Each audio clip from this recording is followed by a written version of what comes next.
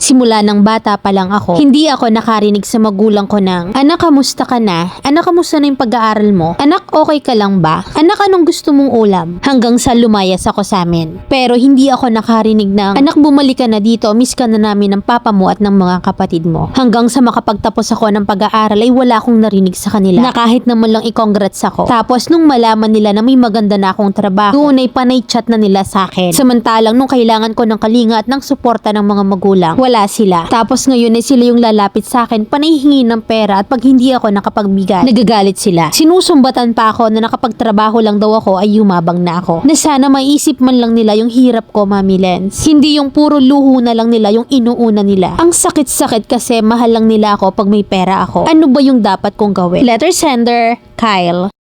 Wala kang dapat gawin. Simula't simula, hindi nagpakamagulang. Lumayas ka na't lahat ay wala pa rin. Ngayon na may trabaho ka na mabangong mabango ka. Cut ties, i-block mo na lang. Ipinaramdam nilang wala kang magulang. Iparamdam mo rin na wala silang anak.